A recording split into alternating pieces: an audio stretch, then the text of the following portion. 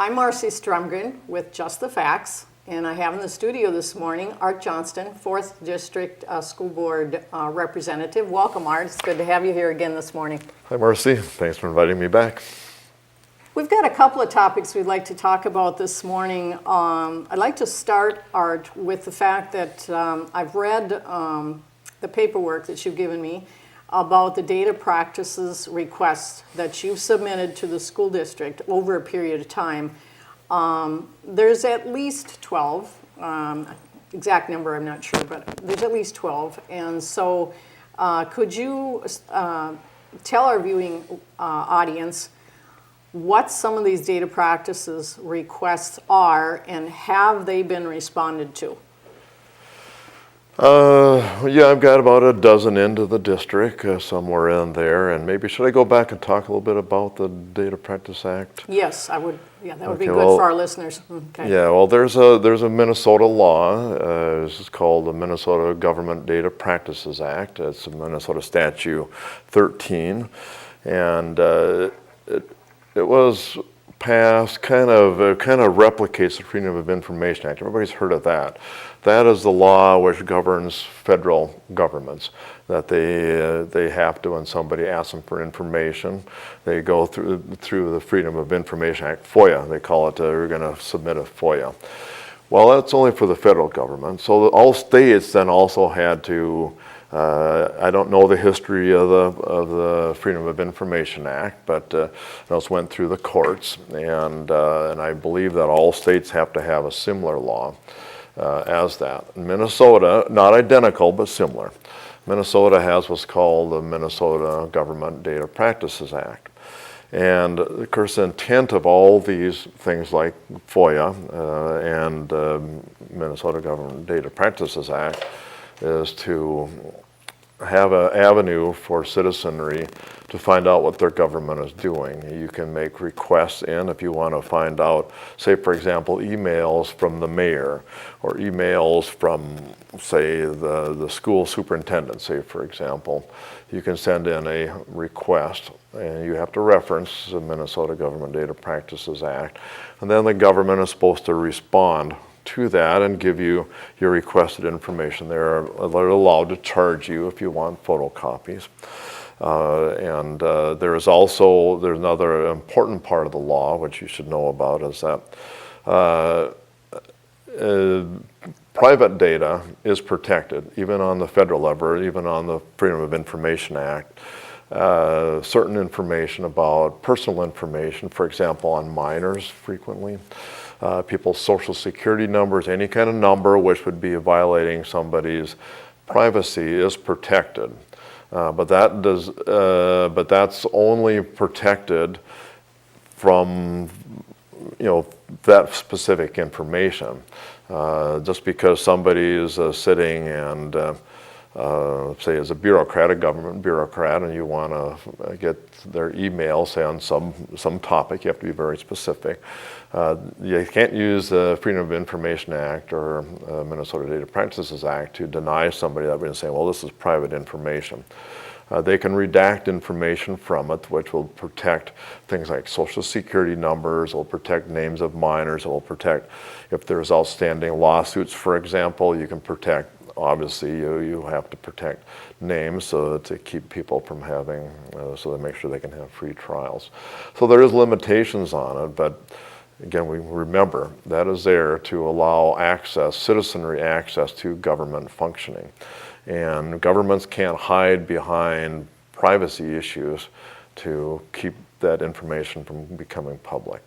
Okay, now, having said that, you've submitted these data practices requests over a period of time. How long ago were some of them submitted? Have they been responded to? And is there a time frame that they have to respond to them?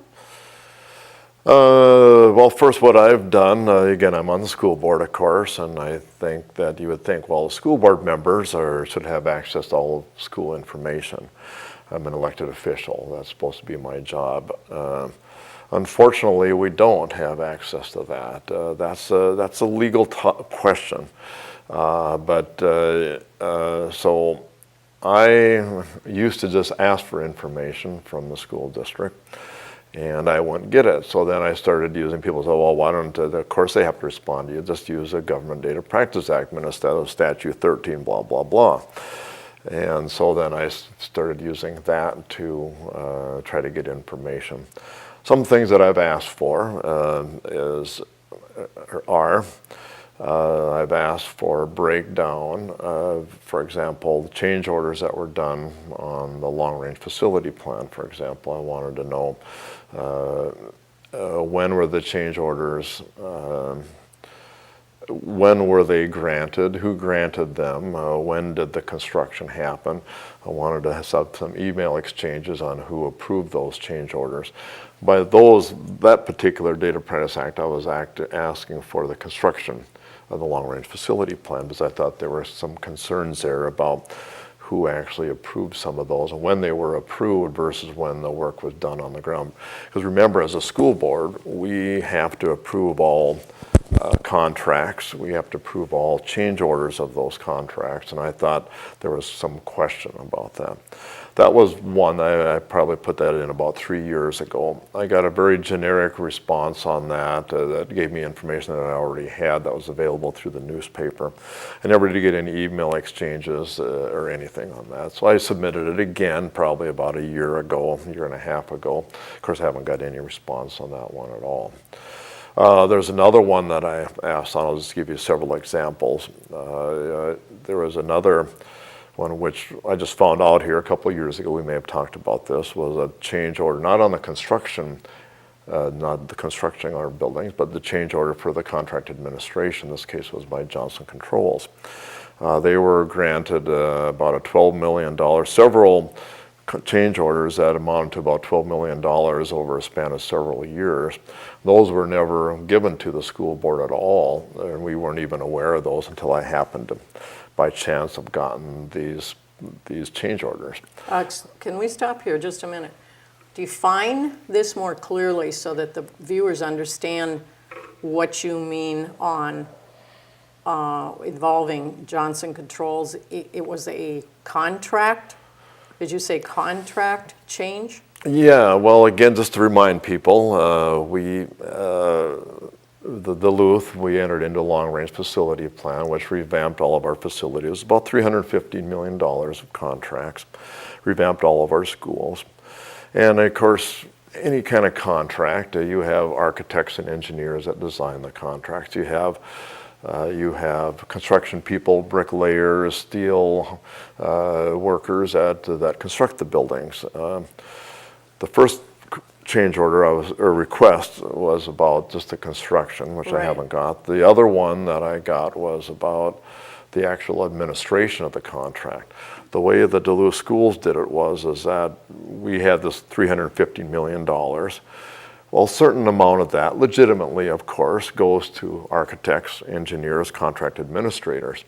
That work was all done by Johnston Controls. And so we knew how much money was going to the buildings. The school administered some of the building contracts. The school also administered the contracts with Johnston Controls, who hired all the architects and the engineers and the inspectors, the contract administrators. That was all done by Johnston Controls. The school also administered that contract, of course. And by the school, you're talking administration? Yeah, the superintendent's office. And that's the way construction is. I'm a structural engineer. I've done a lot of contracting for the federal government and contract administration as well as design. And that's just the way it is. But you have to have accountability, of course. And I didn't think we had accountability on the construction. I asked for stuff I wasn't given. But when I found out that there was about $12 million in change orders that the school board had never even been informed about. You never saw these? They never came across your desk prior to them being No, I found out of them maybe about a year and a half after the last one had been granted. The Duluth News Tribune didn't know about them. And of course, the newsroom doesn't report on it either, but that's another topic.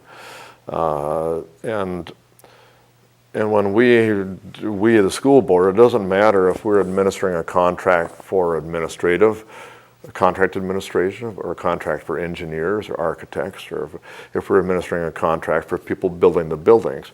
We, as a school, have to pay for it all. That's part of it. There's always a fairly, as an industry rule is that we figure 8 to 12% goes to administrative costs when any kind of a building project. That's just a rule of thumb. Sometimes it's higher, sometimes it's lower. But anyway, it's a sizable chunk of money, and we have to administer that 8 to 12% as well as the other stuff. In this case, the school board was never informed that Johnston Controls got an additional $12 million on their contract administration costs. Was there anything wrong with the contract administration? I don't really know, because I don't have the paper trail on it. You don't have the data. I do have the contract orders that were eventually signed by the superintendent and the chairman of the school board 4 years ago. Tim Grover, Nancy Nielsen, Tom Casper, they are the ones that signed those. But they never informed the rest of the board. Nobody knew about this. And of course, they're saying, well, the school board chair knew it because they signed it. Yeah, but if you go back and look in our records. They did not inform you that No. it was going on. No, it was never approved on a school board. I mean, we went back and double checked it. I thought, well, did I miss some of this stuff? Because I've been on the board for 6 years. I was on the board when all these change orders were somebody approved these, signed by the school board chair. So I was wondering, well, why didn't I get this? And I think that it's important as an elected official, even if I wasn't an elected official, to know $12 million is a sizable chunk of money. And that I believe that I should have been informed. I, as a school board member, as a minimum, should have been informed. $12 million, I think that the public should have been informed as well. It's legitimate that Johnston Controls got money to do contract administration.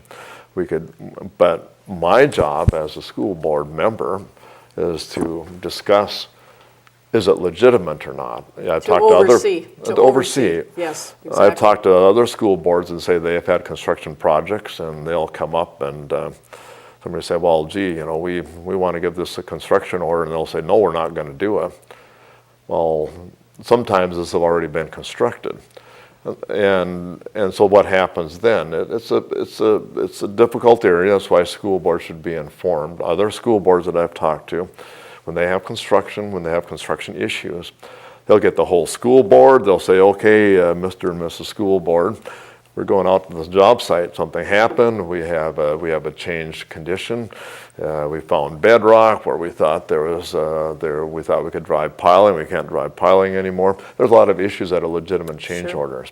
You don't know when you construct something. There's always changes. So those are legitimate. And how most schools, and certainly the federal government operates, is that those are all open. There has to be approval. You don't put any change order until there's official approval. First of all, you got to know if you have the money. Secondly, you got to make sure that it's approved by the appropriate protocol. So I looked at this, getting back to Duluth. I thought that we should have been given these change orders. I mean, it seems to me a real basic government thing. $12 million, we should have been given a change order information if it was for $1,000 or even for $50. We normally are. We're informed of it. But certainly $12 million is a pretty high bar. So if I can stop you here, I'm going to ask you, what you said, going back to what you said the average is 8 to 12% over what originally is figured, but what was this percentage when you stopped and figured out it was about 12 million that you didn't know about? Well, 12 million is just part of the money that went to Johnston Controls as a contract administration. Overall, Johnston Controls, of course, that's one reason I want is I don't really know how much Johnston Controls got. And I'm a school board member. It appears, they were originally contracted to get about 35 million out of this 300 and, well, started out as being 290, but then it went up to 315. And it looks like Johnston Controls got somewhere in the neighborhood of about $60 million on that. But that I don't know, Marcy. Yeah, I'm exactly. just saying that's why me as an elected official, or anybody, should get this information to know, was protocol followed? Why wasn't the school board informed? Why did nobody know about this until 2 years after the fact? This $12 million is a sizable chunk. It put their percentage way above this 8 to 12%. It looked like it's pushing up close to 30%.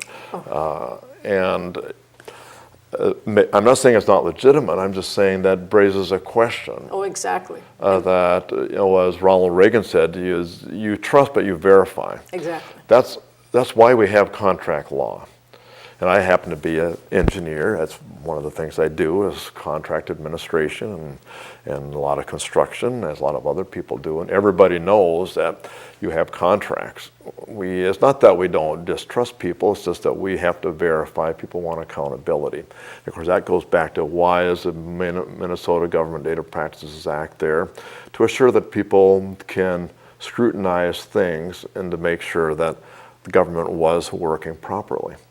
If we don't have that, there's many, many instances where government hasn't worked properly. And the Government Data Practices Act is a way to give that transparency to allow for checks and balances to operate. So again, I sent in my request. I wanted to get email exchanges of all these change orders. I haven't even got a response. That was 2 years ago. Incidentally, I don't mean to change the subject here, but that was shortly before they tried to remove me from the school board. Well, that was about 2 weeks, I sent that in, that was about 2 weeks before they went after me to try, they failed. The viewers that don't know it, they tried to remove me as a school board with a bunch of trumped up garbage. And of course, everybody knew what it was, is that I was asking $12 million questions, and I never got answers. Seldom got answers for it. Well, and having been a part of this whole scenario since 2008 when I got involved, I have witnessed the deliberate, from Mr. Bill Hansen. I don't have that information with you, but I'll get back to you, Art. He'll ask direct questions, and he did at the last school board meeting, and Bill Hansen wasn't prepared to answer the question. So there's an obvious to me a stalling tactic. Ignore Art Johnston.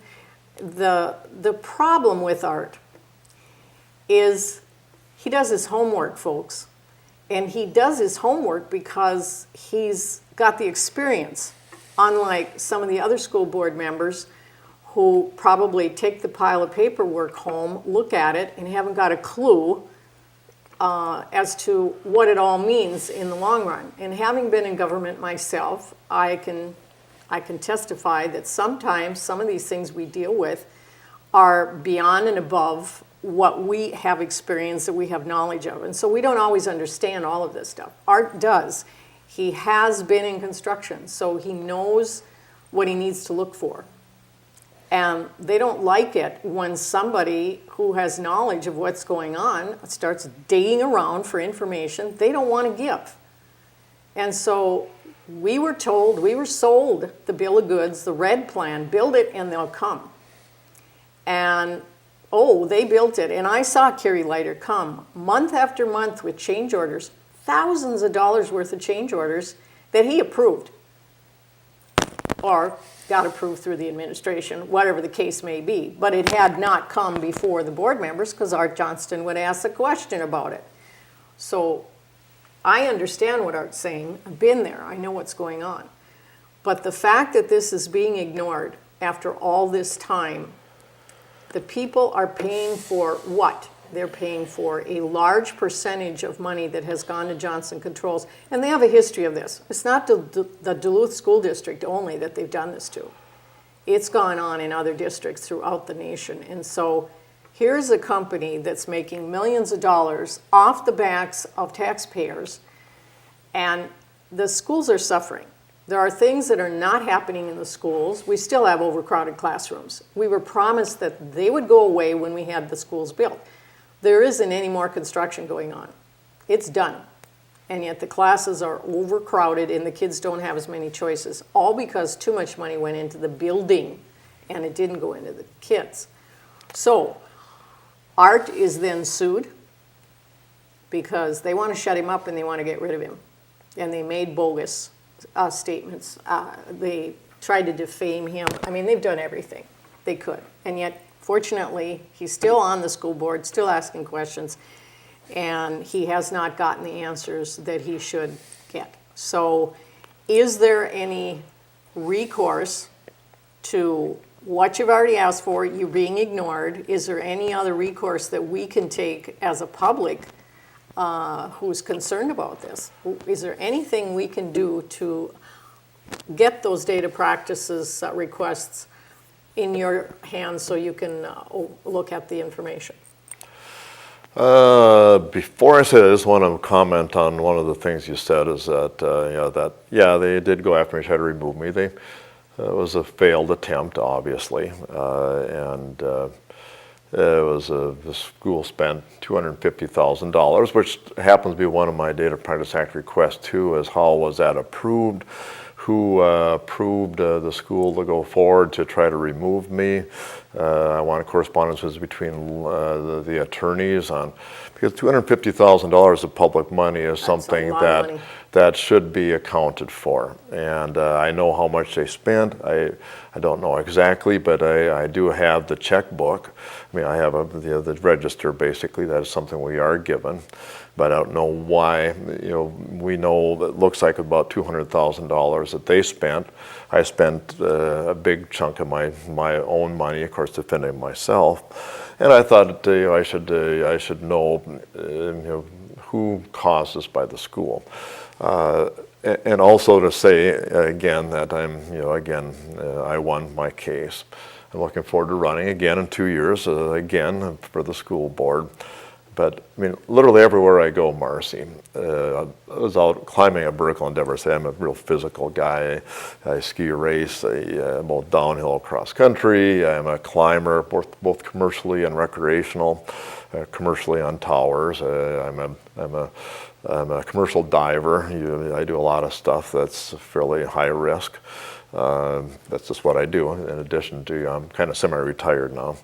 But people come up to me where I was happened to be at Vertical Endeavors, and ladies came up to me and she said, "Thanks for standing up for us."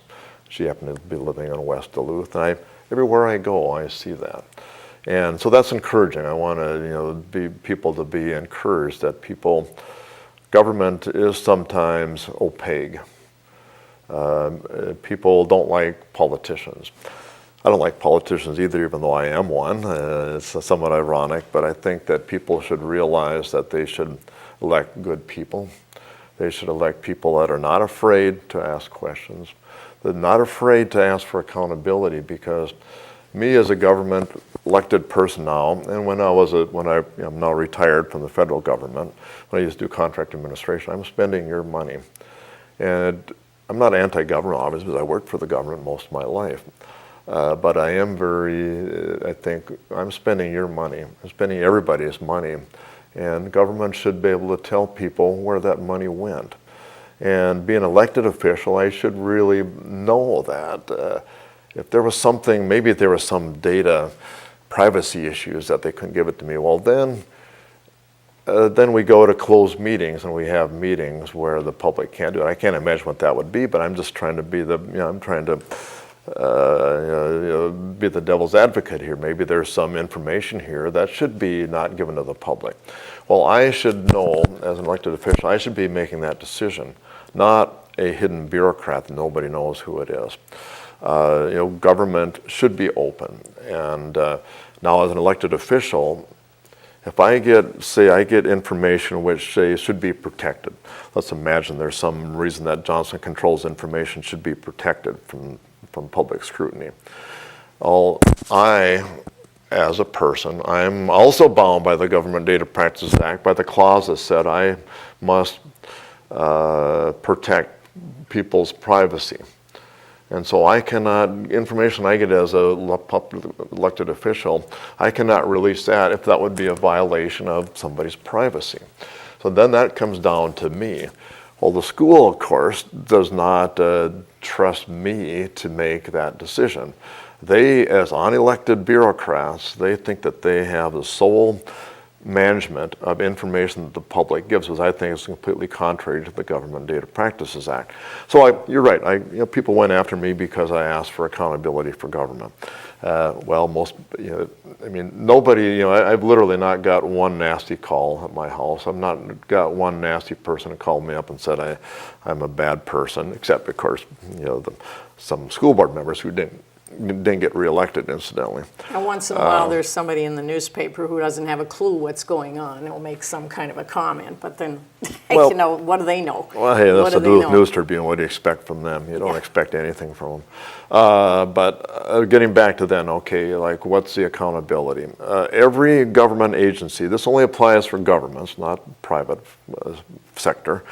Private, if schools are private, you can't get information. But whenever there's tax money coming out, that means government. That means the Government Data Practices Act kicks in. Every government entity must have a designated person who responds to the Government Data Practices Act requests. And in Duluth, that happens to be the superintendent. And the superintendent is, by our policy, I forget the policy number, I think it's 1025 or something, says that the superintendent is responsible for answering all the Government Data Practices Act requests. Obviously, he hasn't done his job. I think that, first of all, I think I should be getting this information, and I think that is a violation of the law. That's my surmising, and since I haven't got any information, nobody's told me that the information is private. There's privacy issues here that I couldn't release it. Nobody's even told me. No one has even responded to these things. So what do citizens have? Citizens, in Minnesota, government has in the Office of Administration, or I think it's Office of Administration, it's called IPAD. I forget what that is called, what that stands for, but they're the ones that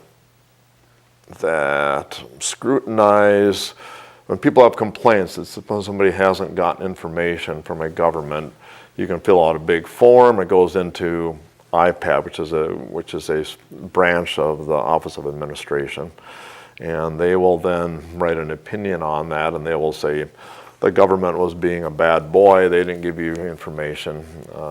You're supposed to get this information. The trouble with IPAD is that they have no enforcement. They have no enforcement capabilities. Say the county attorney, the state attorney, no city attorneys will use Government Data Practices Act to do that. So they tell them, well, we'll give you an opinion that we think government should give this to you, but if they still refuse to give it to you, you have to go hire a private lawyer. So another aspect of it, you mentioned it isn't just in Duluth, it's the St. Louis County Schools had the same issue in this case with Johnston Controls, exact same issue. The Tower Timber Jay, which is a newspaper up in Tower, Minnesota, they asked for information. They wanted to know where did the money go on there. They also had a new construction project on their schools. Believe it or not, to show you how poorly this Minnesota enforces its own laws, the Supreme Court actually ruled in favor of Johnston Controls and said that Johnston Controls did not have to give out this information. They did not have to release contracts, even though this was all taxpayer money. The reason why is that the school district forgot or neglected, or maybe by design, did not put in there that all these contracts are public information. Therefore, the Supreme Court of Minnesota ruled that if you don't have this little clause in the contract, the contractors do not have to give out this information. I wonder if that was in the same contract that we signed with Johnston Controls. No, it wasn't. Oh. That's surprising. Yeah, no, I have all the contracts. No, it wasn't in there. Oh. And that was part of my Data Practice Act request. Was there something that we didn't know about that gave a loophole for Johnston Controls not to, or for the, in this case, the administration? Johnston Controls isn't part of this. This is the Duluth Public Schools, ISD 709 administration that's refusing to give me, a school board member, information. This is not Johnston Controls. Up in Tower, it happened to be Johnston Controls. The school was willing to give it, but they didn't have the contracts, because what they wanted to get the subcontract between Johnston Controls and the architects and the engineers. They want to know, well, why did Johnston Controls, what did they spend all this money on? Because we all know, 8 to 12% is the standard, A&E, they call it A&E, architect and engineer fees for administration. And they're up there, it was way over that amount. They wanted to know what happened. So unfortunately, Tower never got that information, thanks to the Minnesota Supreme Court. But some good things is, our contract does not have that language in there. Nothing in there that said they couldn't get it. There was a specific language that you couldn't have, and our language wasn't in there. So that the loophole that Johnston Controls had in St. Louis County does not apply to Duluth. My opinion, that does. They couldn't jump through that loophole No. here in Duluth like they did up in Tower, is Yeah. what you're saying. Right. Well, that's very interesting. And then now to kind of finish off that story is Tower, the editor, Marcia Helmberger, the Tower Timber J, they eventually got a law passed that modified the Minnesota Government Data Practices Act, so that loophole isn't there anymore. They call it the Timber J law. And he got a bunch of awards, journalistic awards, from the Minnesota Newspaper Association for outstanding investigative journalism. We do not have that power down here with the Duluth News Tribune, however. So unfortunately, we don't have that same. Well, you missed the Duluth News Tribune. I know you got to finish up here real quick, but it's interesting. Say the Reader, Weekly Reader, which is an alternative paper in Duluth, they have a lot of Data Practice Act requests they give to the city. They got a lot of stuff from the mayor's office on the library, a lot about on the zoo. And it's interesting when I talked to John Ramos, he's a reporter, their investigative reporter. Does a very good job, too. Yeah, excellent reporter. They get information, and they get information, but yet, me as a school member, I still can't get any information from the Duluth Independent School District 709, and I happen to be an elected board member. Even the city of Duluth responds to the Government Data Practice Act requests. They must be trying to hide something, Art. What other conclusion? That'll be my opinion, folks, and my conclusion is they've got something to hide, and they're going to just keep on stalling until Art just goes away and leaves them alone. But I'm not going away. We can't stop fighting. When we need the truth, we should have the truth. And we'll wrap it up by saying, folks, Art is having to put out from his own money $74,000 to defend himself. And I was in the courtroom when the judge said, so which one of these 7 accusations is not covered under the First Amendment to the Constitution? Every single one of them was free speech. Every single one of them. But Art had to back down and drop his side of the lawsuit, and the school district did nothing. They did not offer to compensate him for $74,000. So if you would like to send a donation to Art Johnston's Defense Fund at 6179 Lakewood Road, Duluth 55804, it'll help him pay down $74,000 in attorney's fees. He had to hire constitutional lawyers in order to defend himself. So at least the school district did not get away with removing him from the board with bogus accusations. But still, he has to pay the penalty for trying to get at the information for you, the viewers, the taxpayers, the people who elected him. We need more honesty in government. He's taking the hits all the time for trying to do the job he was hired to do. So please, consider sending a donation, and we thank you for tuning in today and viewing this.